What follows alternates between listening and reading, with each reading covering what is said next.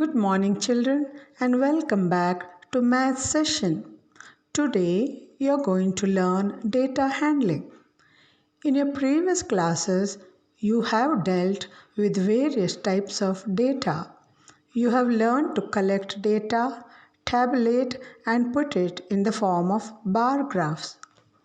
In what way collection of data is useful? The collection, recording, and presentation of data help us organize our experiences and draw inferences from them. In this chapter, let us learn how to handle data. We have seen various kinds of data through newspapers, magazines, television, and other sources. Actually, this data gives us some sort of information. What is data? All kinds of unorganized information is called as data. What is data handling? Handling represents organizing values of the data meaningfully to obtain information from the data. Look at this table of data. What does it tell you? It tells you the temperatures of cities on a particular day. Which city had highest maximum temperature? Jammu had maximum temperature of 41 degrees Celsius. What was the minimum temperature on that day? Bangalore had minimum temperature of 21 degrees Celsius on that day. This data about temperatures tell us the temperature on a single day. It does not tell the temperature throughout the year. For this, we need to collect data keeping in mind that specific information. Before collecting data, we should know what we would use it for. Organization of data. When we collect data, we have to record and organize it. For example, Miss Neelam wanted to find how children had performed in English. She writes down this way: 23, 35, 48, 30, 25, 46, 13, 27, 32, 38. This data was not easy to understand, so her friend helped her to organize the data in the following way. Here, the names of students and their marks were written. But still, it wasn't sufficient. So, her friend Deepika suggested another way to organize this data. Now, Miss Neelam was able to see who had done the best and who needed help. Children, we come across many kinds of data. For example, our school rolls, progress report, temperature record, and many others in tabular form. When you put data in a proper table, it becomes easy to understand and interpret. Average. Now think the headmaster wants to know the performance of students. How would she answer? Instead of telling the individual score of each student, she tells the average score of a class. How do we get the average score? For this, you have to add all the marks and divide by the number of students. Let's do it. Total marks are 317. Average score is equal to total number of marks upon number of students. So total marks are 317 and number of students is 10. 317 upon 10 we get 31.7. Thus, when we find the average score, we get an idea of overall performance of the class. Average number represents or shows central tendency of a group of observation of data because it lies between the highest and the lowest value of the given data. Different forms of data need different forms of representative or central value to describe it. These values are arithmetic mean, mode, and the median. They tell us the information about data.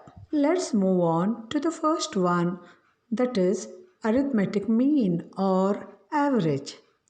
The formula to find mean or average is sum of all values upon number of observations or values. Look at this example.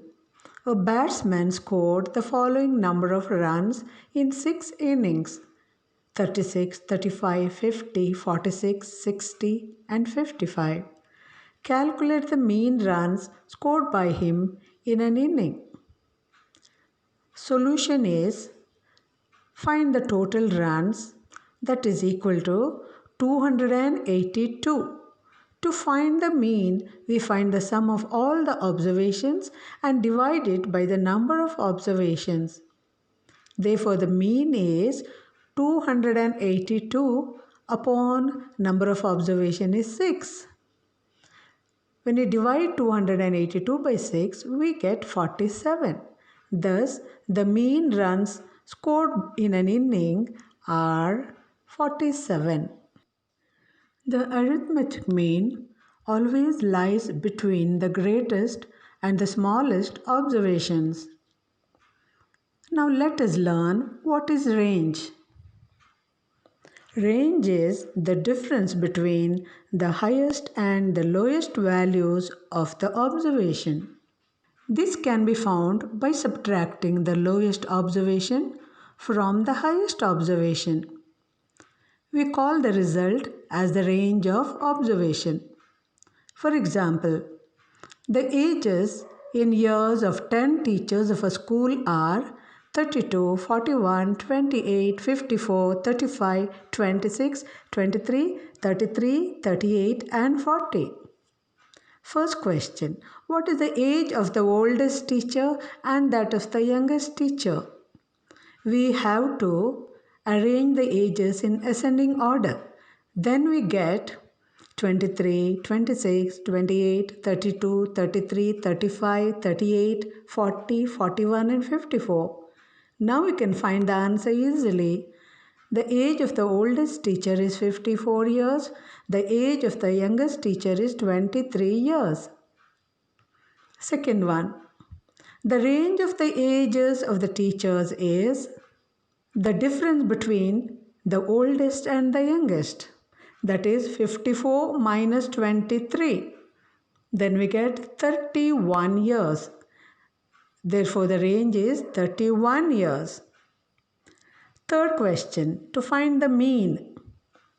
The mean age of the teachers, we must take the average of their total age. Total age is 350 upon 10.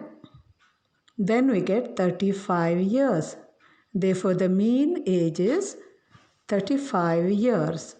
Now, let us learn about mode. What is mode? The mode of a set of observations is the observation that occurs most often. Example, find the mode of the given set of numbers 1, 1, 2, 4, 3, 2, 1, 2, 2, 4. Now arrange the numbers with same values together. We have 3 times 1 and 4 times 2, then 3 and double 4. Mode of the data is 2 because it occurs more frequently than other observations. Now let us learn about median. What is median? Median refers to the value which lies in the middle of the data when data is arranged in an increasing or decreasing order. Find the median of the following: 13, 16, 12, 14, 19, 12, 14, 13, 12. There are 9 observations here. When we arrange them in increasing order, we get like this: 12, 12, 12, 13, 13, 14, 14, 16, 19. Now find the observation in the middle of the above data, that is 13, which is fifth observation. Therefore, 13 is the median. Let us work out another sum.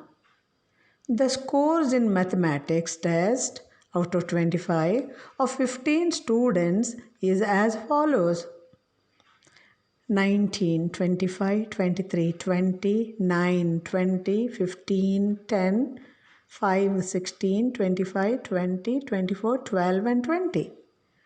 Find the mode and the median of this data.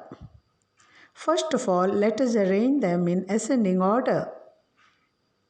Here we begin: 5, 9, 10, 12, 15, 16, 19, 20, 20, 20, 20, 23, 24, 25, 25. Mode is the number which occurs more often. Here, mode is 20 because it occurs more frequently.